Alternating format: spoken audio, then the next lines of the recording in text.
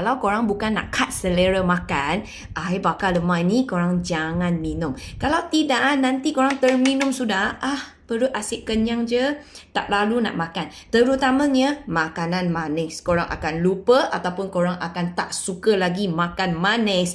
So macam ni takut jugalah nanti kita punya perut makin kempis. Sebab selepas korang minum air bakar lemak ini, selera korang akan berubah. Dulu sangat suka manis punya, sekarang sudah tak berapa suka manis. Sebab rasa ni dia pahit-pahit manja. Tapi jangan takut, pahit-pahit manja ni kalau korang kuat manis punya, mula-mula je you rasa macam tak biasa. Tapi selepas you try satu bungkus kan 15 sachet, you dah cuba, you akan terkejut. Ini maya sedap, manis sudah tak sedap.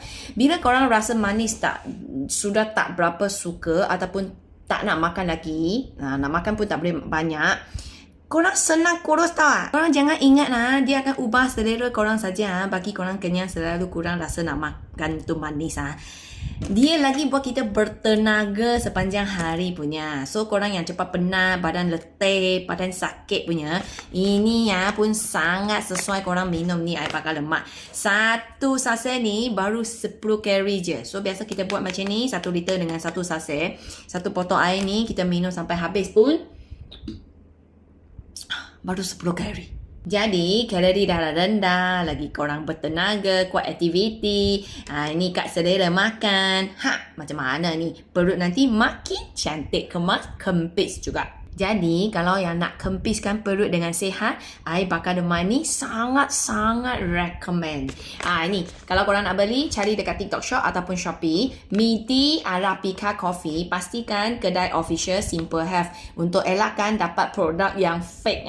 So dalam satu pack ini 15 sachet. Ada ini semua, jangan risau. So korang cubalah, tak rugi. Sebab ini kan makanan sihat. So bila kita makan, badan dah lah dapat khasiat daripada kopi yang premium ini, antioksidan yang tinggi, lagi boleh kasih korang kat selera, rasa kenyang selalu, bertenaga dan juga kalori dia rendah. So cara untuk minum korang ikut inilah, lagi bagus sebab lagi berkesan kan.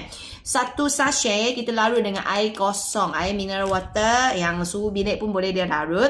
Lepas korang dah larut, kita minum waktu pagi. Alas perut dulu, sarapan dulu, rehat 1 jam macam tu, kita start minum.